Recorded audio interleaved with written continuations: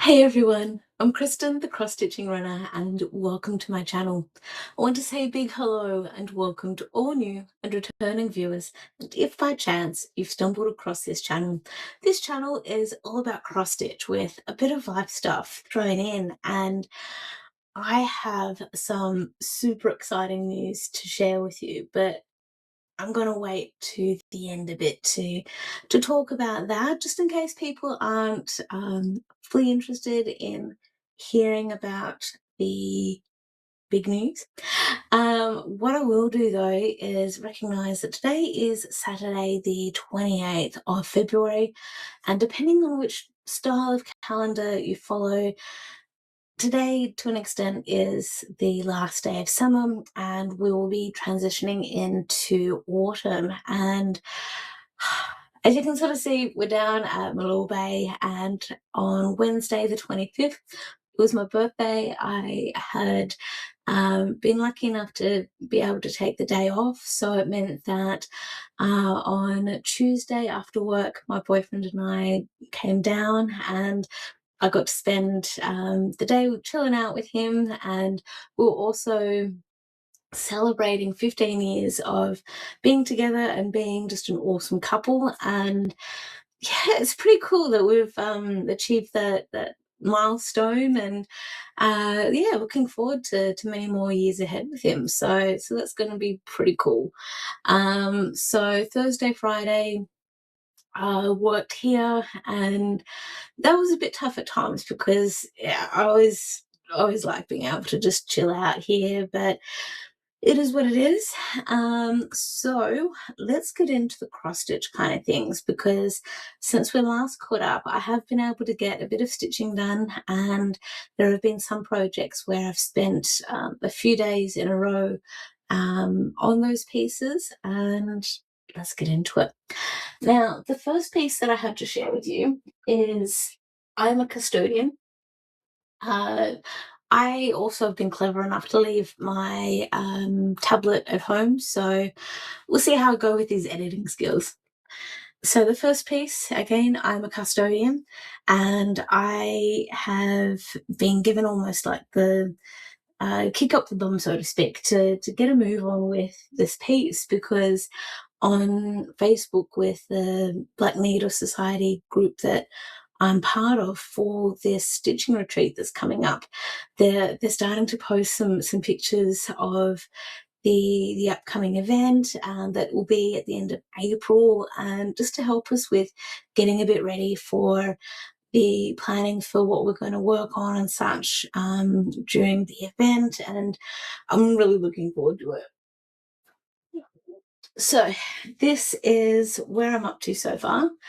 I have spent most of my time on the words, or the quote rather. I've spent most of my time on that, and I'm going to be playing thread chicken with this because I still have a bit of the purple border to do just above the quote, and I have 2 strands left, and I could probably purchase some more. I just would need to be patient and wait for it to arrive in the mail.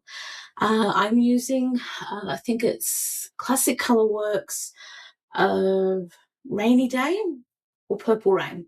Something very similar to that wording for the purple that we see in this piece. And as we can see, I still have a bit more to go with this, and slowly working through it. I don't have any stats on how many stitches I have put in. I can tell you that I've spent at least the last 2 to 3 days working on stitching the quote at least. The next piece that I have to share with you is, again, one that I've spent maybe 2 to 3 days on. I actually ended up printing out printing the pattern because I just couldn't quite get it to work in Pattern Keeper. So it is the Witchy Stitcher, and it is Stephen King House. Now, some of you might remember that I have already started working on this piece for as part of a stitch with me that I did back in roughly October last year. And this is where I'm up to. I'm stitching this on a Paddock Lane Designs fabric called Royal Princess, and I just thought this would be something different for this particular chart, because I guess it's mostly the colours that we see on this chart, and I guess a little bit of the theme that is in the Stephen King house. And this is 32 count opalescent even weave fabric. I'm stitching this with all of the called for colours, stitching it 2/2. Now, this next piece I have to share with you. I've got the master's voice on my brain, but it's not quite right. I think it could be the reader. I'm 99% sure it's the reader. So this is based on artwork by Lisa Parker, charted by Heaven and Earth Designs. This is also a piece that I started or restarted about 2 or 3 times. This is probably the 3rd time I'm on. So I've spent most of my time where we see the black near the center. So at the moment I've stitched the black 1/1. This is on 25 count easy grid fabric where the squares are 20 by 20. And when I did restart this, I was also playing around up the top here, doing tent stitch, and I believe using 2/1 for the tent stitch, just to try and get just a bit more coverage. And I'm really happy with how this is coming along. Again, I don't have the stats with me, and I don't think it really matters at this point, because it is just going to take me forever to get this piece finished. The next piece that I have to share with you is called Moonlit Waters Max Colours, artwork by Julie Fain, charted by Heaven and Earth Designs. And this is where I'm up to.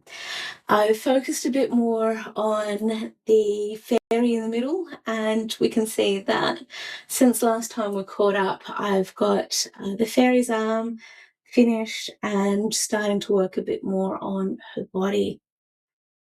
I've fallen back in love with this piece. I'm stitching this 1/1 using the called for colours, and it's becoming really cool. Now, the next piece that I have to share with you is an Autumn Lane Stitchery piece, and I'm just going to share it with you and we'll have a bit of a chat. So it is Moons Out, Brooms Out. And one of the awkwardnesses that I found with this piece is that there's been a little bit of hiccup, like a slight hiccup with the charting, in the sense that you'll soon see. Just pay attention. I'm just going to point out the colour of the witch's legs. One of them is a green stocking. And so on the actual chart though, it's charted to have like an amber brown style of leg. So it's like, okay, well, if that's the case, I'm going to again just be a little bit more creative, and I'm actually thinking of unpicking it, in a sense, the variegated purple that we see for under the witch's dress. I took some creative liberties and I thought, okay, well, I do have some variegated purple in my stash. Maybe I can use that to my advantage. I don't like how it's looking. So what I'm thinking instead is still having some creative liberties, but using this pink instead. So this particular pink is Colour and Cotton, and it came from one of the Gilmore Girls special stitching boxes that the Black Needle Society had put together. I don't remember which season it was in terms of whether it was autumn, spring, summer or winter, but it is called 3-month anniversary. And I think that the pink could actually work really nicely just with the way the rest of the colours are for the piece. So that's where my headspace is going. And otherwise I'm happy with how this is going. As we can see, since I last showed you progress with this piece, I finished off the dress. I've started stitching the moon behind the witch, and yeah, it's all going to be interesting. Now, the next piece I have to share with you is not necessarily a theme for February as far as fairy tales and freaky things, but it is one that is a piece that I'm wanting to try and finish by the end of this calendar year. So it is the Kustom Krafts Midnight Glow, and I've hit a bit of a snag, a bit of a hiccup, and I may just need to fudge things just a little bit. So this is where I am up to, and towards the bottom is where I'm up to, and even looking at this through the camera, and I guess I'm comparing it a little bit to the picture as well, I can start to see a little bit of where I've hit the snag, but I'm also having doubts as to whether it really is a snag or not.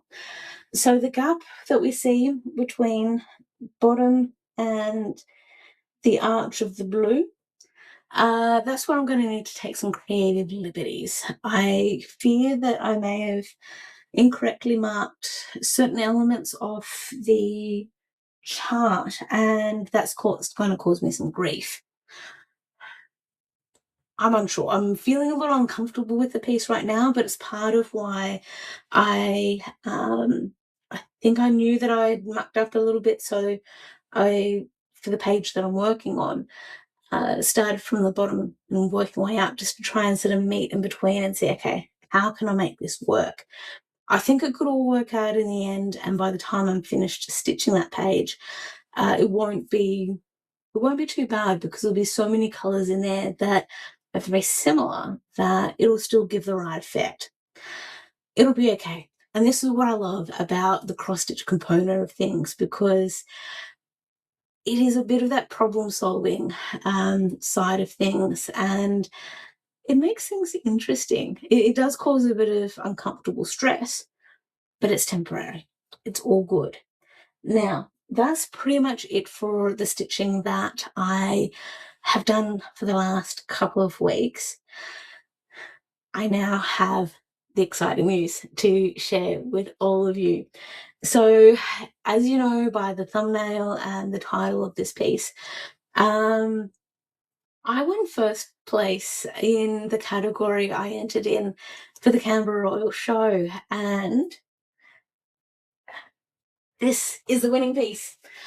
So, for anyone who has watched my previous episode, you'll have heard me talk a little bit about my discomfort that I felt with how I framed this, and that I received a beautiful, wonderful, lovely comment on last fortnight's video. And Mel, I hope I've got your name right.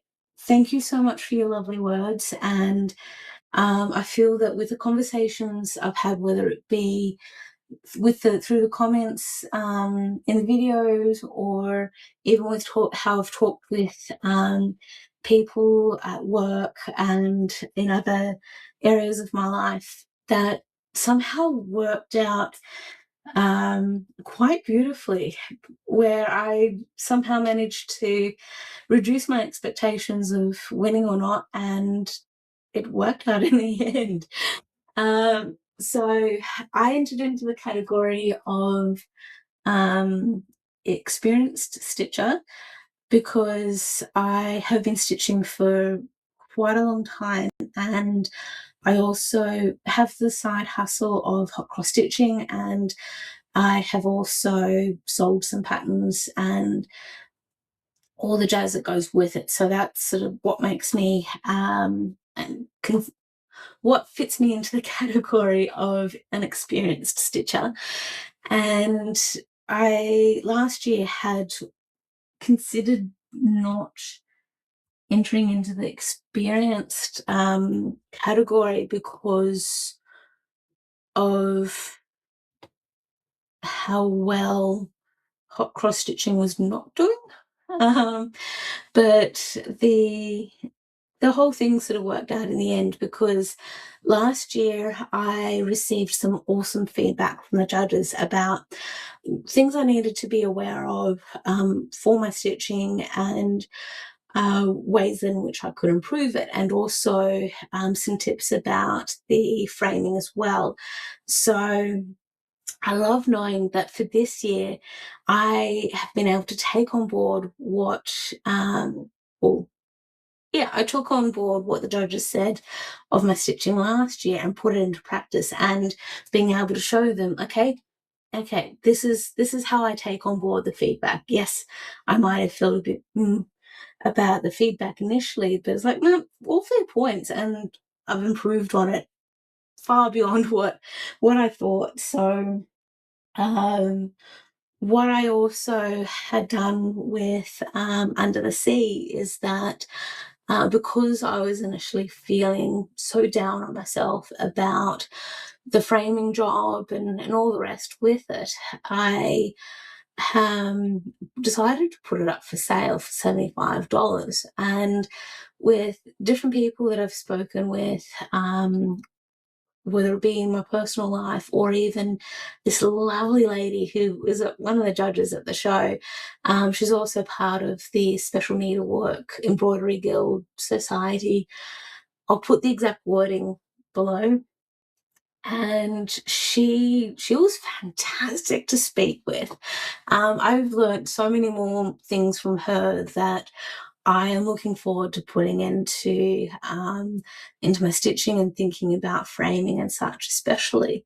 So with the price tag that I put on Under the Sea, it was, admittedly very much underpricing it. And when I was talking with some different people, I said to them, and the judge is very much in agreement, that for anyone outside of our crafty world are absolutely clueless when it comes to how much time and effort we put into our pieces, let alone the costs that are involved with the framing. And so that's where I thought, well, $75 makes it affordable.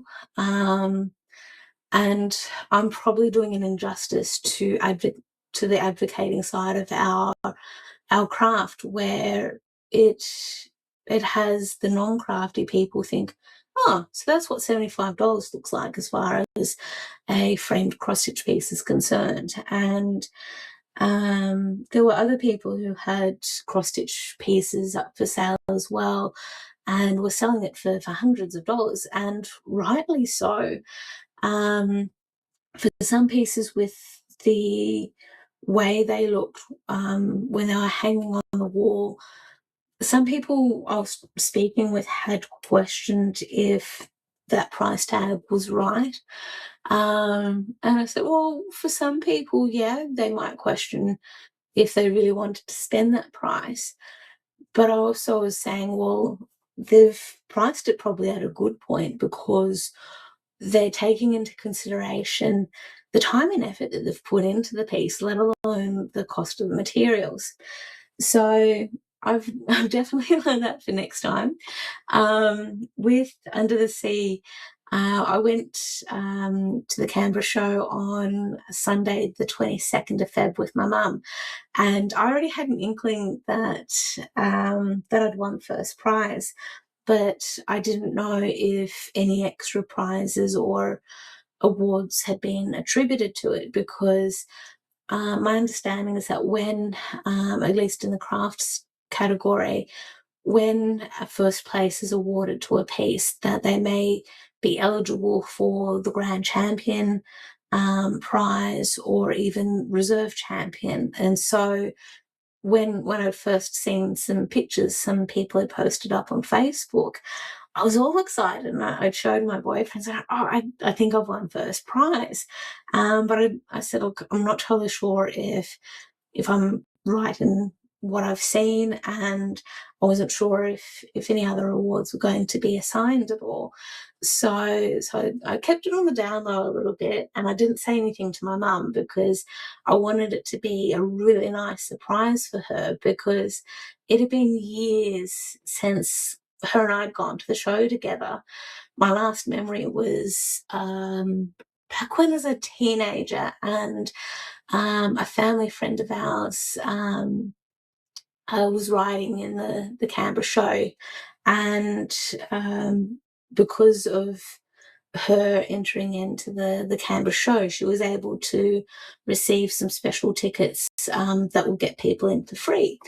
And that helped us out quite a lot. It was really good being able to see that and do that. But yeah, I just remember it was usually sort of when I was a teenager that I got free entry into the show. And we never really looked at the craft section at all, or never really looked at those things too much to really know what was being entered in at the time. And so yeah, to be able to show this to my mum, and knowing that it was just the second year that I'd entered into the show, and so because I'd won first prize, mum was like, "Why do you have it up for sale and for only $75?" "No, we can't have anyone else buy it. I'm going to go up and buy it." And so my mum was awesome. We found out sort of where and how we would purchase it, and all the rest. And so I do apparently get a percentage of the sale price. The agricultural people, I think the Agricultural Society, who sort of overall help organise the show, they do keep 20% of that sale price. So whatever's left over, apparently I receive, but I need to have a look at the fine print to understand how all of that works. And it's as far as other prizes and such are concerned, it's only the grand champion and reserve champion who receive gift vouchers and that kind of thing, because when you start considering how many people get awarded first prizes for each category and such, it ends up being super expensive for the organisers and such, and they would potentially need to increase the entry price at least for the entries, because at the moment it's only $8, which I think is an affordable an amount for entering.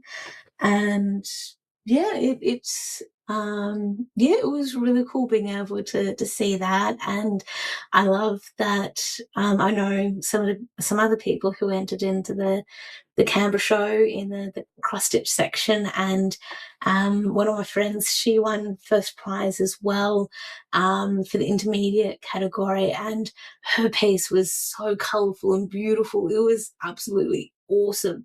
I love that she won first prize for that, and also it was if I'm understanding correctly, the first time that she entered into the Canberra show as well. So that's extra bragging rights for her, and I absolutely love that for her. The other few things, I've just got some notes of trying to keep this concise. What I also learned as part of having a chat with the one of the judges for the cross stitch section or needlework section, she was saying that the judges had a really hard time this year for picking who the first, second, third, and highly commended places would be, because all of the entries were really high quality work, and that I don't know how many people entered in for the experienced section or category, and to an extent I'm becoming a bit curious now, because I guess it sort of adds to bragging rights of saying, well, if if say 100 people, for example, enter in the experienced section, and that you were the first, second, or third, or highly commended person out of those 100 people, then that's actually pretty cool. With all of that said, though, the lady I was speaking with regards to the judging, she was saying that the head judge even got out like a special magnifying glass thing to have a closer look at the stitching, because he or she was having a hard time trying to pick between my piece and the piece that came second. And so by getting out the magnifier glass and sort of comparing stitching and such, may have helped. I don't know. It sounds like it was pretty even in that sense of the quality of stitching and such. So yeah, in the end, as part of, I guess, other discussions that the judges had, they eventually made the decision that mine would get first place and the other person would get second. And apparently, even once that decision had been made, the head judge had still felt quite bad, going, "Oh, I just wish I could give equal first." But it sounds like it's not possible with the structure that they have for the judging. So that was just interesting to hear about. And then there was really interesting discussion that I had with a judge about framing preferences in terms of whether or not to have glass or perspex or nothing at all, and then how that can impact the stitching in terms of how long it lasts, and all the other things that go on with that. And I think it's going to be one of those sort of discussions that in our community we continue to have for well into the future. So that was something that was just really cool to have a chat about. And one thing I hadn't fully considered and thought about was the fact that if you use perspex instead of glass, that because it's just got that little bit more flexibility about it, it actually can warp depending on, I guess, environmental factors, and also how we end up, or what methods rather we use to do the framing. So that was something that was just interesting, and to hear about, and even then start to see as well, because the lady I was speaking with, the judge, she'd even pointed out a couple of pieces where from a distance you could really start to see a bit of the warping that might have been happening with the perspex or glass with, not perspex, for a couple of pieces. And it just got me worried about my own piece, and then thinking, oh, that's something I need to consider for future pieces that I go to frame, and how I can try and perhaps reduce possible warping. I don't know, something that I'm going to need to play around with a little bit and think a bit more about as well. So that's, yeah, something that's just got me wondering and curious about. The other thing that is going to be an interesting challenge is next year is 100 years of the Canberra Royal Show, and it's something where I want to enter into the category that celebrates the 100 years. And it's got me. I've got so many ideas in my head, and I'm trying to figure out how I can then put that into a picture form to help commemorate and celebrate those 100 years. And so for the next week or so, I'm going to be sitting down and really trying to put that into picture form, so I can then start stitching on it, because this time next week is going to be the start of the AFL Stitching Challenge.